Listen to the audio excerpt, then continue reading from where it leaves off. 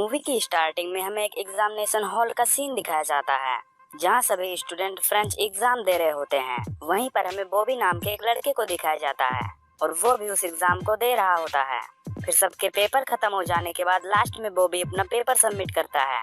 बॉबी का एग्जाम बहुत खराब जाता है और इसलिए वो एग्जाम के बाद थोड़ा अपसेट होता है। तभी बॉबी को नाराज देखकर उसका बेस्ट फ्रेंड बिली उसके पास आता है और वो उसे अच्छा फील करवाने की कोशिश करता है।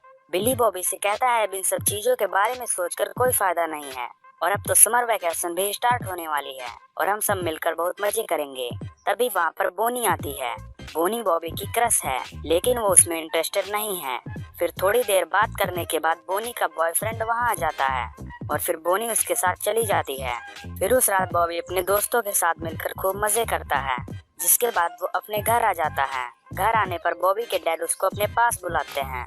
बॉबी का डैड बहुत ज्यादा स्ट्रिक्ट होता है और वो बहुत अमीर होता है। फिर बॉबी अपने डैड के पास जाता है। फिर बॉबी के डैड बॉबी से कहते हैं कि मुझे तुम्हारे फ्रेंच टीचर का कॉल आया था और तुम फ्रेंच के सब्जेक्ट में फेल हो चुके हो। ये सुनकर बॉबी थोड़ा सैड हो जाता है। इसके बाद उसके डैड उससे कहते हैं कि तुम्हें समर वेकेशन में फ्रेंच की प्रिपरेशन कंप्लीट करनी होगी और इसके लिए मैंने तुम्हारे लिए एक फ्रेंच ट्यूशन टीचर को हायर किया हुआ है जो कल से तुम्हें पढ़ाना शुरू करेगी। फिर बॉबी वहाँ से बाहर आता है और अब वो काफी गुस्से में होता है क्योंकि उसने वेकेशन के लिए बहुत कुछ प्लान करके रखा हुआ था और अब उसके उन सारे प्लान्स पर पानी फिर जाएगा। साथ ही उसे अब फ्रेंच की ट्यूशन क्लासेस भी लेनी होगी। फिर अगले दिन बॉबी की फ्रेंच ट्यूशन टीचर टेरी आती है। टेरी काफी खूबसूरत होती है। फिर वो बॉबी से मिलती है।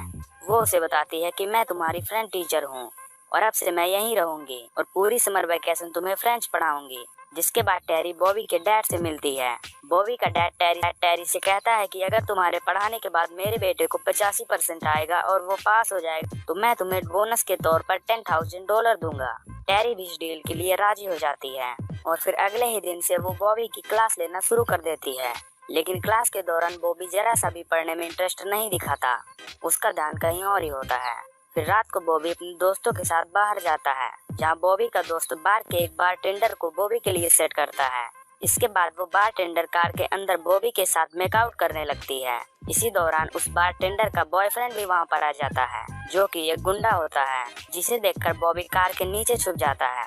फिर जब बिली वहाँ पर आता है तो वो गुंडे उसे पकड़ लेते हैं।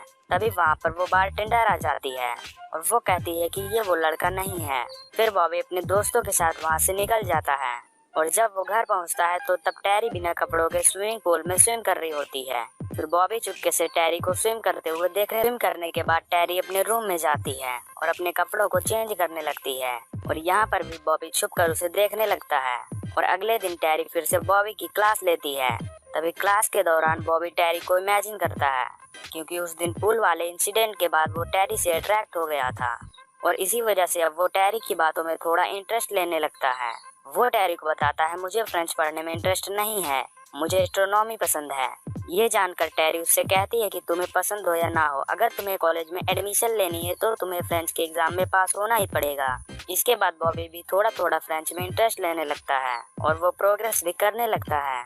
और फिर एक बार जब टेरी उसका टेस्ट लेती है तो वो अच्छे मार्क्स लाता है और इसलिए वो उसे ट्रीट देने के लिए अपने साथ लंच में ले जाती है। फिर लंच के दौरान वहाँ टेरी का बॉयफ्रेंड भी आ जाता है और वो वहाँ पर सीन क्रिएट करने लगता है। जिसके बाद वहाँ पर प्रॉब्लम होती देख टेरी बॉबी के साथ वहाँ से निकल जाती है।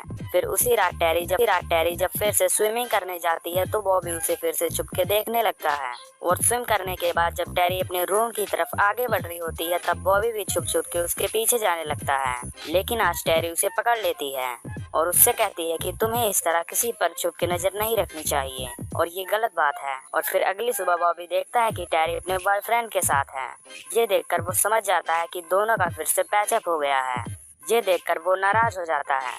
फिर उस रात बॉबी अपने दोस्तों के साथ फिर से पार्टी करने जाता है और दूसरी तरफ टेरी अपने बॉयफ्रेंड से मिलने उसके घर जाती है, जहाँ पर वो देखती है कि उसका बॉयफ्रेंड किसी और लड़की के साथ है और वो उससे चीट कर रहा है। ये देखकर टेरी को काफी बुरा लगता है और वो अपने बॉयफ्रेंड से लड़ाई करके अपने घर आ जाती है। और फिर रात को बॉबी जब घर आता है तब वो देखता है कि टेरी बाहर बैठी रो रही है। बॉबी उसके पास जाकर उससे पूछता है कि क्या हुआ है। फिर टेरी उसे सारी बात बताती है। फिर बॉबी उसे अच्छा फील कराने की करता है और यहाँ दोनों एक दूसरे के लिए प्यार जाहिर करते हैं। फिर उसी रात टेरी स्विम करने आती है। फिर थोड़ी देर स्विम करने के बाद बॉबी भी वहाँ पर आ जाता है। फिर टेरी बॉबी को देखती है और उसे पानी के अंदर धक्का दे देती है। फिर पानी के अंदर ही दोनों क्लोज आ जाते हैं।